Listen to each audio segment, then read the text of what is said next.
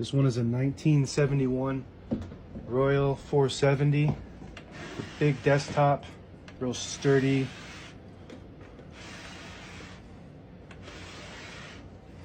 Show you how to use the functions and make sure they all work. Put a piece of paper in. In order to feed the paper, this lever, you can see it, this lever right here has to be back. If you have it forward, it won't feed. You push it back, it'll tighten the rollers up to the platen so you can feed the paper. What that does is if you push it forward, it'll allow you to pull the paper out easily.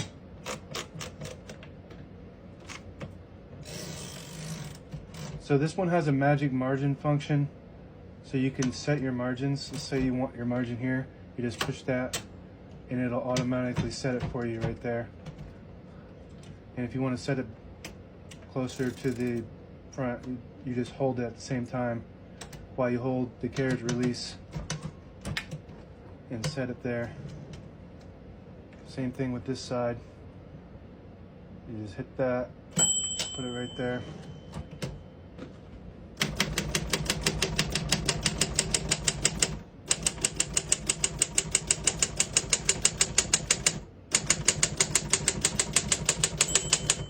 Once you hear the bell, you're at the end of the margin.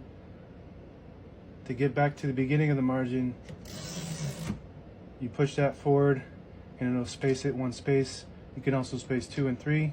Right now we're in 1.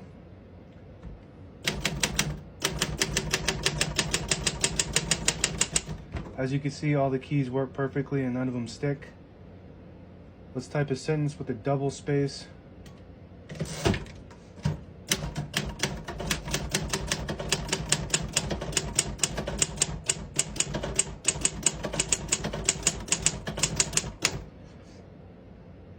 Types nicely.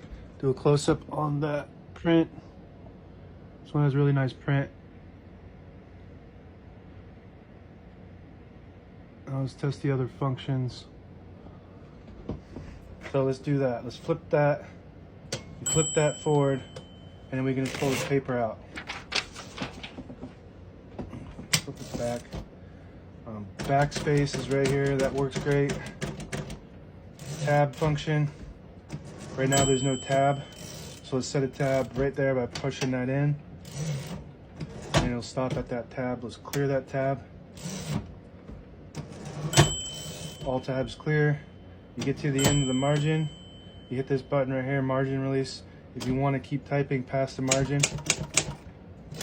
So for example, if you get to the end of the margin, it won't allow you to type. So if you hit margin release, it allows you to type past that so you can keep going if you want. That works good. You look inside. This is the spool cover.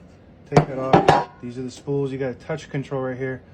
The higher you go, the higher the resistance when you hit the keys. This one's pretty touchy, so you might want to mess with that if you want to get a better type, depending on how you type. This right here is the ribbon direction control switch.